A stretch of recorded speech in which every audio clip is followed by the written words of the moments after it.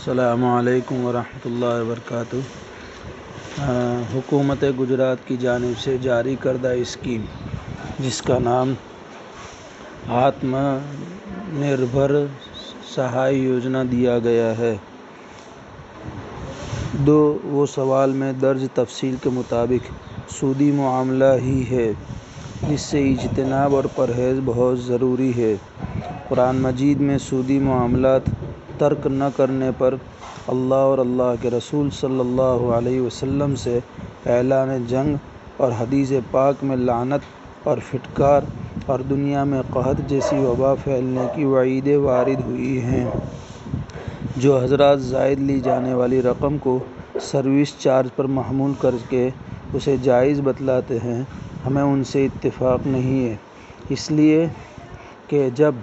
اس پر سود کی تعریف هو فضل خال عن العوض لأحد المتعاقدین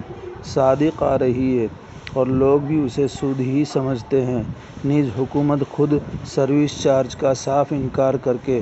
اسے سود ہی کا نام دے رہی ہے، تو پھر یہ تاویل چہ معنی دارد۔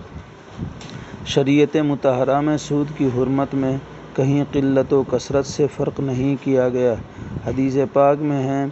دیدہ و دانستہ سود کا 1 درہم 4 آنا بھر کھانا 36 مرتبہ زنا کرنے سے زیادہ سخت ہے۔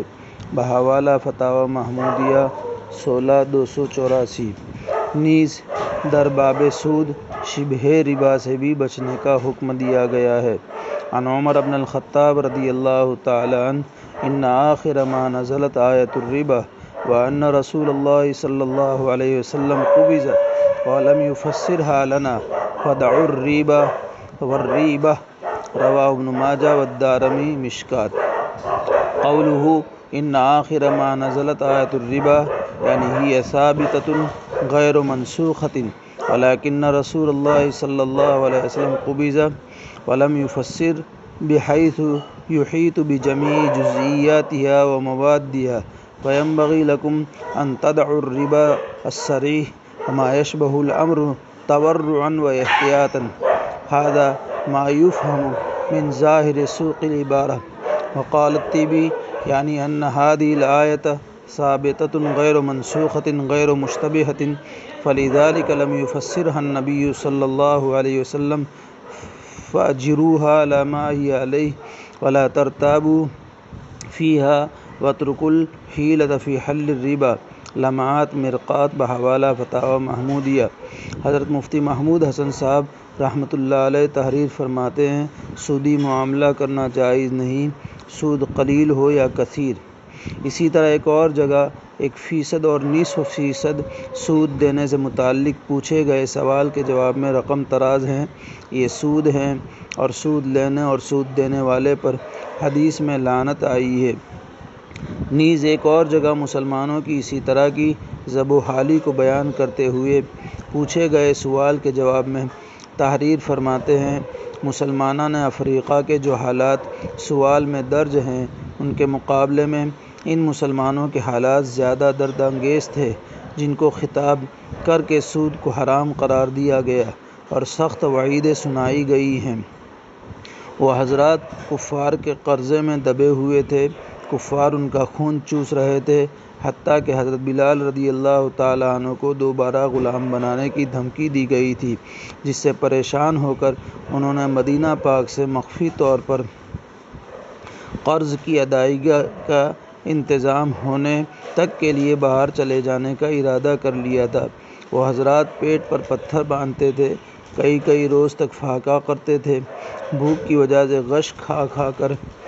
گر جاتے تھے، 2 3 مہینے تک گھر میں آگ نہیں سلگتی تھی، کپڑا بھی پوری تن پوشی کے لیے موجود نہیں تھا، چادر ہے تو تہبند نہیں، تہبند ہے تو چادر نہیں، کرتا نہیں۔ بچوں کو بھوکا روتا ہوا دیکھ کر 3-4 دانے کھجور حاصل کرنے کے لیے یہود کی مزدوری کرنا پڑتی۔ خود آن حضرت صلی اللہ علیہ وسلم کو ازواج مطہرات کے نفقہ کے لیے اپنے جہاد میں کام آنے والی زرہ یہودی کے پاس رہن رکھنے کی نوبت آئی اور اسی حال میں آپ کا وصال ہوا۔ ایک جگہ تحریر فرماتے ہیں، سودی کاروبار کے ذریعے سے نہ مسلمان کا مال ترقی کر سکتا ہے، جیسا کہ حدیث شریف میں ہے کہ ان الربا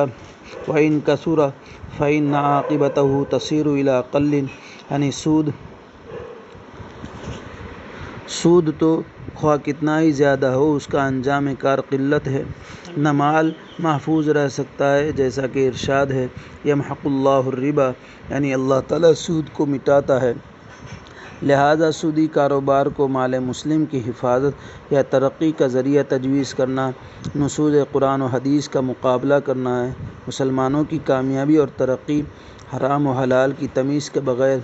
مال جمع کرنے اور تجارت کو فروغ دینے میں ہرگز نہیں، بلکہ اس کی ترقی اور کامیابی احکام شریعت کی پابندی میں ہے، حرام اور لعنت کے کاموں سے پوری طرح پرہیز کرنے میں ہے۔ ایک جگہ تحریر فرماتے جب عام معاشرہ بگڑ چکا ہو، غیر قومیں حرام مال سے ترقی کی راہ پر گامزن ہو، تو علماء کا یہ کام نہیں کہ مسلمانوں کے لیے بھی جواز کی راہ نکال کر ان غیر قوموں کے اتباع کا فتویٰ دے دے، بلکہ ان کی ذمہ داری ہے رضائے خداوندی اور ابدی انعامات کا پورا نقشہ قوم کے سامنے اخلاص و قوت کے ساتھ پیش کریں، متعین طور پر بلا کسی تذبذب کے حکم خداوندی سناوے۔ ایک جگہ تحریر فرماتے ہیں اگر بگڑے ہوئے معاشرے اور دیگر اقوام کی ترقیات سے متاثر ہو کر مسلمان کے لیے حرام کی راہیں کھول دیں تو اس کا انجام بہت خطرناک ہے۔ علماء بنی اسرائیل نے اول قوم کو معاصی سے روکا، وہ نہیں رکی تو روکنا چھوڑ دیا اور معاشرہ میں قوم کے ساتھ شریک ہو گئے تو سب پر لعنت کی گئی۔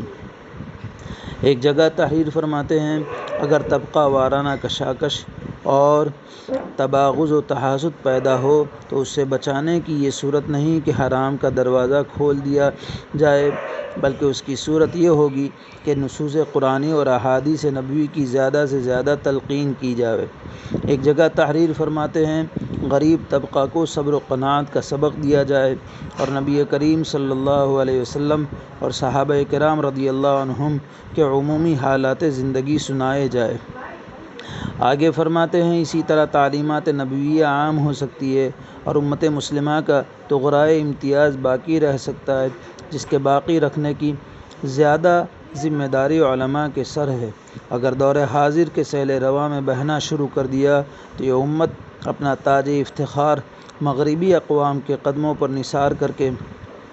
انہی اقوام میں منظم ہو جائے گی اور سخت قسم کا خسارہ اٹھائے گی، اور اس طرز عمل سے ملت اسلامیہ کو بڑا دھکا لگے گا، جس سے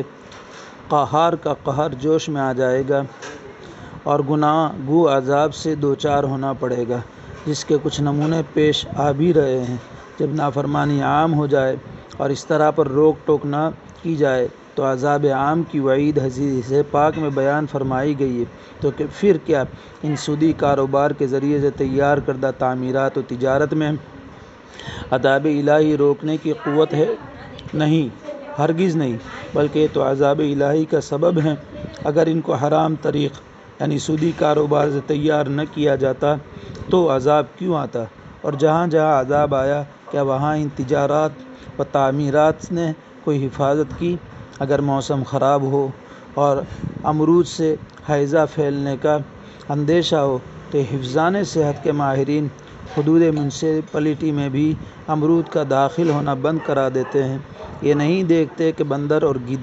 گدھے امرود کھا رہے ہیں اور ان کو کسی وجہ سے ہیضہ نہیں ہوتا کہ ان کے حرص میں انسانوں کو بھی اجازت دی جائے۔ فتاوی محمودیہ ملخصاً ادارہ صدیق ڈابھیل۔ لہذا مجوزین حضرات کو اس موقع پر فتاوی محمودیہ کا ایک خوب مطالعہ کرنا چاہیے، خاص کر یہ آخری تفصیلی فتویٰ جو فتاوی محمودیہ میں صفحہ 281 سے 301 تک کے صفحات میں پھیلا ہوا ہے۔ جہاں تک حضرت مفتی نظام الدین صاحب رحمۃ اللہ علیہ کی طرف سے اس صورت کے جواز کی نسبت کی بات ہے تو ان کے فتاویٰ میں اس صورت یعنی محض رقم قرض لے کر زیادتی کے ساتھ رقم واپس کرنے کو انہوں نے جائز کہا ہو، ایسا کہیں ہماری نظر سے نہیں گزرا، بلکہ ہمارے مطالعہ کے مطابق ایک سے زائد جگہوں پر خود حضرت مفتی نظام الدین صاحب رحمۃ اللہ علیہ نے اس صورت کو صراحت کے ساتھ سود میں داخل فرمایا ہے اور اجتناب کو لازم و ضروری قرار دیا ہے۔ تفصیل کے لیے دیکھیے بندہ کا منسلکہ مضمون اور منتخبات نظام الفتاویٰ ایفا پبلک ڈکشنری دہلی طبع اول مارچ 2013 صفحہ 431 تا 455۔ فقط واللہ عالم، اللہ تعالی عالم بالصواب۔ یہ فتویٰ دارالعلوم جامعہ تعلیم الدین ڈابیل سے شائع ہوا ہے اور مختلف مفتیان کرام پورے دارالعلوم کے جامعہ تعلیم الدین ڈابیل کے مفتیان کرام کی اس پر دستخط ہے، لہذا یہ عام افادے کے لیے وائس SMS کے ذریعے عام کیا جاتا ہے تاکہ اللہ تعالیٰ امت کی سودی معاملے سے پوری حفاظت فرما کر ان کی وباؤں سے بھی حفاظت فرماوے، آمین یا رب العالمین۔ السلام علیکم ورحمۃ اللہ وبرکاتہ۔